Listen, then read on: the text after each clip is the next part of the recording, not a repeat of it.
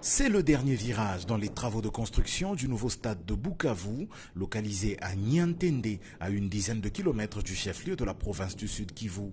La deuxième phase de ce projet, qui a consisté aux travaux de finition après l'achèvement des grosses œuvres de la première phase, touche bientôt à sa fin et le mois de décembre verra le bouclage de l'ensemble des travaux. Le masticage précède la mise en œuvre de la peinture des murs extérieurs et intérieurs qui, peu à peu, enduit l'ensemble des bâtiments. La plomberie dans les différentes pièces, comme les travaux d'installation des sanitaires dans les zones 1 à 6 du stade, la pose des conduites d'évacuation des eaux usées des sanitaires, la construction des regards de visite sur les conduites enterrées, la pose des sièges sur la tribune d'honneur, l'installation des garde-corps métalliques sont autant d'opérations en cours d'achèvement. Derrière les zones 4, 5 et 6, l'entreprise Sinohydro 14, qui travaille sous la supervision de l'Agence congolaise des grands travaux, réalise un remblai des tranchées aux endroits où ont été posées les conduites d'évacuation des eaux. Sur l'aire des Jeux, après un nivellement et un compactage réalisé sur la couche de fondation, l'entreprise a procédé à la pose de la couche de base en concassé 031.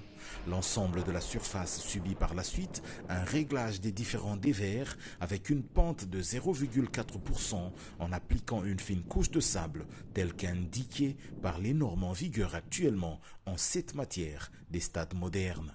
Depuis le mardi 12 novembre 2024, une grande cargaison de matériel destiné à la mise en œuvre de la pelouse synthétique est arrivée sur site. Il s'agit des membranes géotextiles, des rouleaux de pelouse synthétique, des élastomères, du sable silicieux et de deux montants verticaux communément appelés poteaux. Ce stade moderne de Niantende à Bukavu, d'une capacité de 10 000 places assises, réalisé grâce au financement du programme sino-congolais, sera disposé à recevoir son tout premier match de football d'ici à la fin de ce mois de décembre 2024.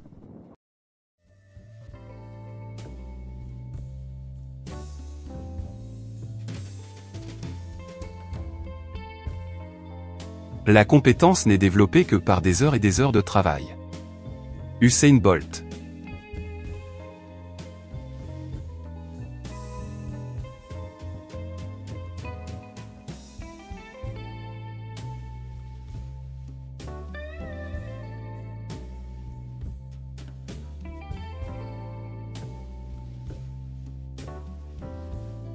Les exigences des stades de la CAF.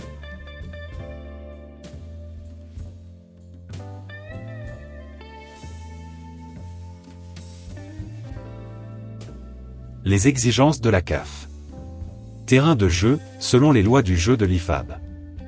1. Le terrain de jeu doit être parfaitement plat. 2. Le stade doit être pourvu d'une surface de jeu en pelouse naturelle ou en gazon synthétique. 3. Le gazon synthétique doit remplir l'ensemble des conditions suivantes. A. Il doit avoir obtenu la licence FIFA requise, qui ne peut être octroyée qu'après qu'un laboratoire accrédité par la FIFA a vérifié que le gazon synthétique est conforme aux exigences de qualité fixées par la FIFA. B. Il doit être conforme à toutes les exigences de la législation nationale en vigueur. C. Sa surface doit être de couleur verte, avec un marquage blanc. 4. Selon les lois du jeu, longueur, minimum 100 mètres et maximum 110 mètres. 5. Selon les lois du jeu, largeur, minimum 64 mètres et maximum 75 mètres. 6. Le terrain de jeu doit être équipé d'un système de drainage afin qu'il ne puisse pas devenir injouable en raison des inondations. Entrée et sortie réservées au public. 1. Les portails d'entrée ou tourniquets doivent être conçus pour éviter tout encombrement et pour permettre un flux régulier des spectateurs. 2. Toutes les zones de circulation, les entrées et les sorties de chaque secteur qui sont réservées au public doivent être clairement distinguées des secteurs de places assises. Toutes les portes et tous les portails de sortie du stade doivent être clairement indiqués et signalés, par exemple au moyen de pictogrammes internationaux. 3. Toutes les portes et tous les portails de sortie du stade, ainsi que tous les portails menant des zones réservées aux spectateurs à la zone de jeu. A. Être conçu pour rester non verrouillé, mais avec une surveillance humaine, lorsque des spectateurs sont dans le stade. B. Être ouvert vers l'extérieur, dans la direction des voies de sortie et d'évacuation. 4. Toutes les voies d'accès au stade doivent être correctement signalisées, par exemple au moyen de pictogrammes internationaux, pour guider les spectateurs vers leurs secteurs qui leur sont assignés. Toutes les portes et tous les portails d'entrée et de sortie doivent être opérationnels et clairement indiqués par une signalisation internationale. 5. Le stade doit être équipé de contrôles d'accès électroniques modernes et de systèmes de comptage mécanique qui permettent d'analyser les données en temps réel et d'empêcher l'utilisation de tickets de contrefaçon et de surpeuplement.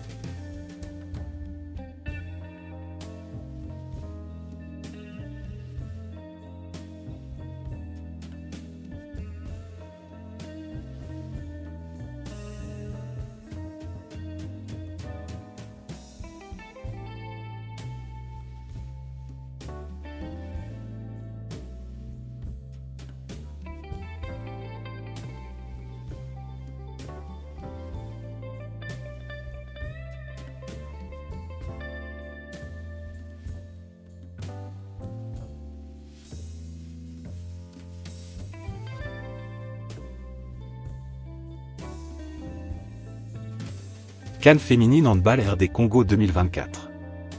Les léopards dames de handball sont déjà à Kinshasa.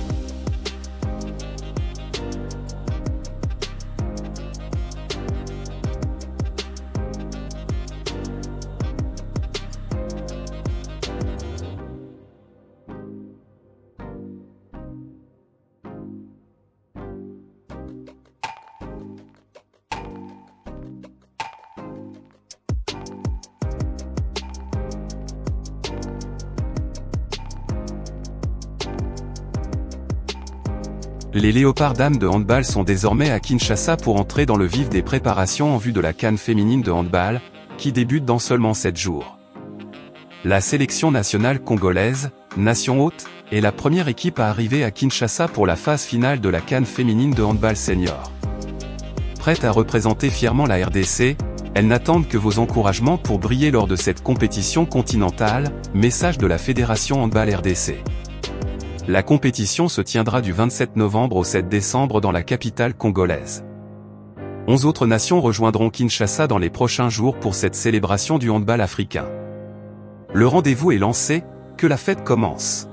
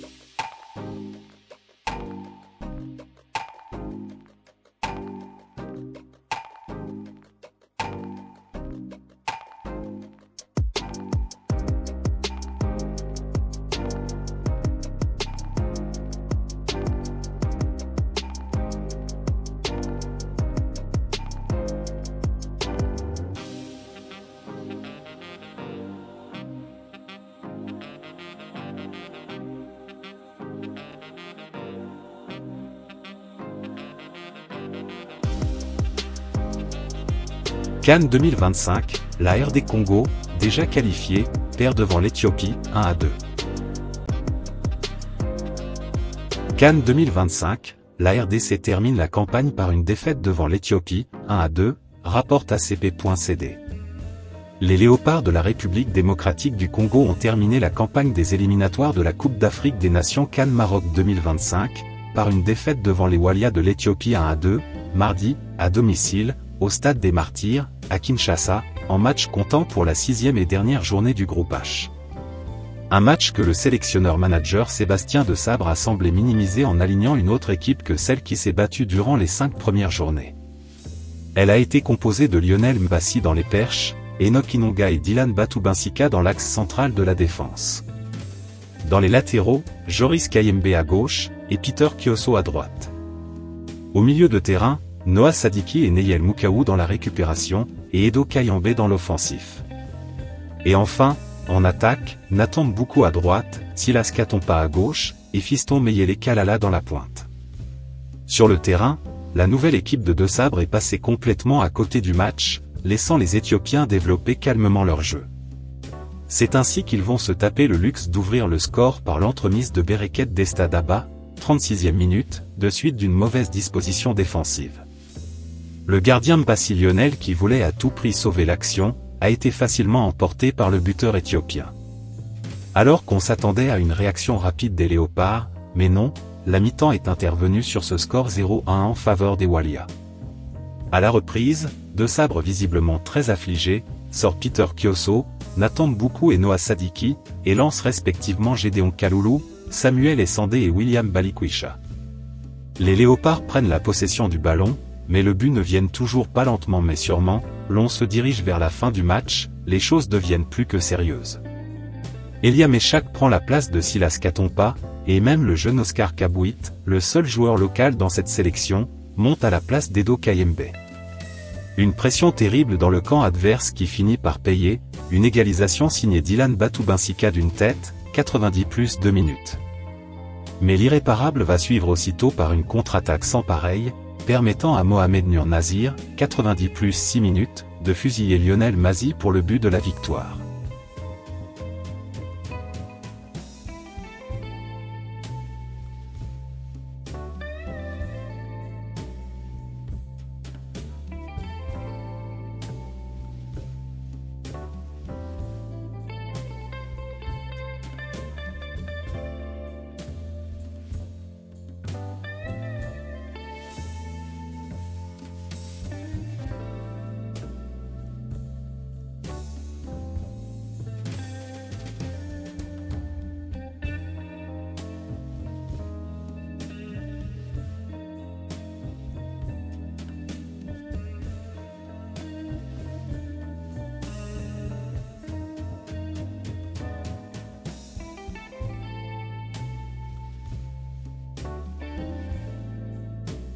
Aucun de nous, en agissant seul, ne peut atteindre le succès. Nelson Mandela.